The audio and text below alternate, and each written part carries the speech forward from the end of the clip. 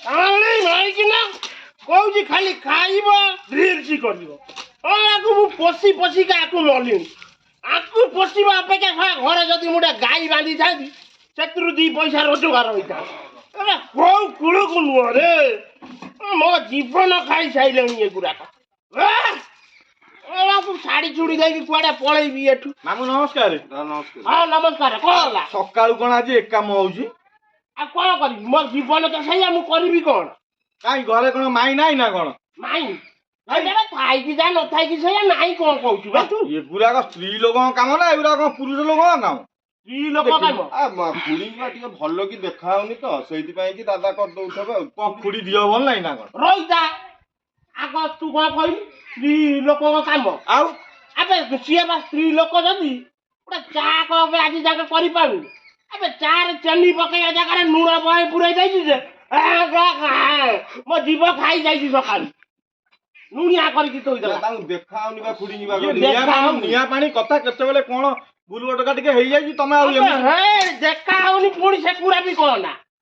ଆବେ ଯଦି ଦେଖା ହଉନି, ଭିଡିଓ ଯେତେବେଳେ କରୁଛନ୍ତି, ରିଲ୍ସ ଯେତେବେଳେ ଶାଶୁ ବୋହୁ ମିଶିକି କରୁଛନ୍ତି, ସେ ଯୋଉ ରତନ ଯାହାକୁ ବାହା ହେଇକି ଆଇଛି ଆଜ୍ଞା ତାକୁ ଯୋଉ ନେଇକି ଆଇଛି, ସିଏ ଶାଶୁ ବୋହୁ 2 ଯାକ ମିଶିକି ରିଲ୍ସ କରୁଛନ୍ତି। ମଲା ଏବେ ଯୁଗ ପରିବର୍ତ୍ତନ ହଉଛି, ମାଇଁ ମୋର ପରିବର୍ତ୍ତନ ହେଲା, ଅସୁବିଧା କଣ ଅଛି? କଣ ଯୁଗ ପରିବର୍ତ୍ତନ? ଆଉ ସିଏ ଭଜନ କୀର୍ତ୍ତନ କରୁଥିବେ ନା, ସଂକୀର୍ତ୍ତନ। ଆବେ ସେ ଭିଡିଓ ତୁ ଦେଖିପାରିବୁନି, ଏମିତି ଭିଡିଓ ସିଏ କରୁଛି। ଭଲ ହେଲା, ତମର ତ ସବୁ ଆକ୍ଟର ବାହାରିଗଲାଣି, ଆଉ ଅସୁବିଧା କଣ ଅଛି? ସେଗୁଡାକୁ ଆକ୍ଟର କୁହାହବ? ଆଉ ଲୁଗାକୁ ଆଣିକି ଖୋଲି ଦଉଛି, ଏମିତି ଭିଡିଓ କରୁଛନ୍ତି। ମୋ ମୁଣ୍ଡ ମାନେ ବିପି ବଢି ଯାଉଛି ମୋର।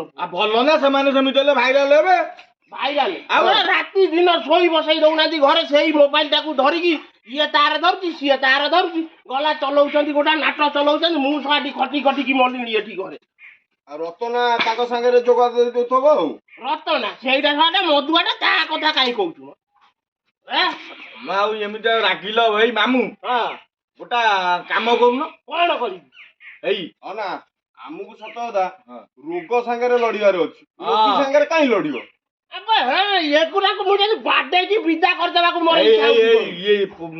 ଇଏ ଫକୀରା ଯାହା କହିଲା ଠିକ କଥା କହିଲା, ଆମକୁ ରୋଗ ସହିତ ଲଢିବାର ଅଛି, ରୋଗୀ ସହିତ ନୁହେଁ। ଏଇ ମାଇଁ ଆଉ ରତନା ସ୍ତ୍ରୀ ଯେତେବେଳେ ଶୋଇ ପଡିଥିବେ, ମୋବାଇଲ ଟା ଧରିକି ନେଇ କୁଆଡେ ଫୋପାଡ଼ି ଦବ, ଗାଡିଆରେ ପକେଇଦବ। ତମ ଗାଡିଆରେ ମୋବାଇଲ ଫୋପାଡ଼ି ଦେବ, ସିଏ ମତେ ରଖିବେ ଘରେ? ସିଏ କେମିତି ଜାଣିବେ କି? ଇଏ ବୁଝିପାରିଲେନି କି?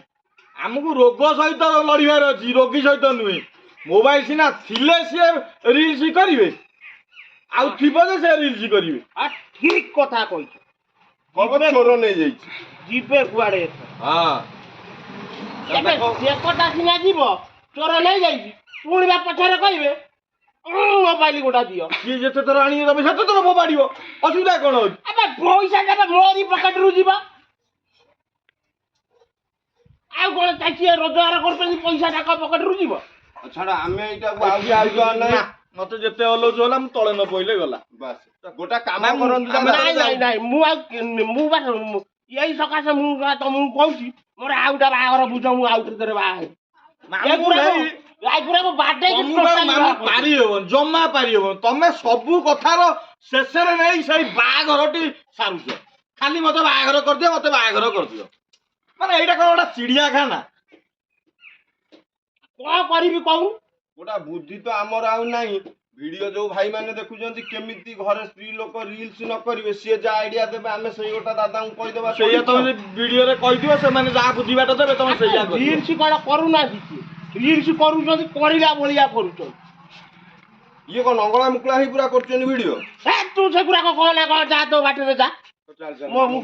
ମାମୁଁ ଆମେ ଆଉଛୁ, ଆଉ ତମେ ଖରା ହେଲାଣି, ଯେତିକି ପାରିବ, ନହେଲେ ଛାଡିଦିଅ। ସେ ମାଇ ସନ୍ଧ୍ୟା ବେଳକୁ ରିଲ୍ସ ଫାଙ୍କା ପାଇଲେ ସେ ତାର କରିବ।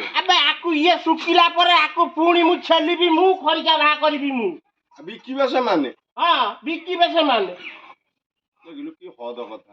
ଭାରି ବାବା ସ୍ୱାଇଁ ଭଳିଆ ଲୋକ ଯଦି ଏଇଭଳିଆ ହଇରାଣ ହଉଛି, ଆଉ ଗାଁ ଗହଳିରେ ଆହୁରି କେତେ ସ୍ୱାମୀ ମାନେ ନିର୍ଯାତିତ ହଉଥିବେ ସ୍ତ୍ରୀ ମାନଙ୍କ, ମାନେ ଭିଡିଓରେ ଜଣାନ୍ତୁ ଯଦି ସାହସ ଅଛି। ଭିଡିଓରେ ଯିଏ ନିର୍ଯାତିତ ହଉଛ, ଭିଡିଓ ମାଧ୍ୟମ ଜଣାଅ, କମେଣ୍ଟ କରି ଜଣାଅ। ଖାଲି ଘରେ ଖାଲି କହୁଛି ଦେଖା ହଉଛି। କଣ କହୁଛି ବଗିରା? ଭିଡିଓ କଲା ବେଳକୁ ଭାରି ଦେଖା ହଉଛି ତାକୁ, ସେତେବେଳକୁ। ଯା ମୁଁ ଯାଉଛି। ଜୟ ଜଗନ୍ନାଥ। ଜୟ ଜୟ। ଜୟ ଜଗନ୍ନାଥ।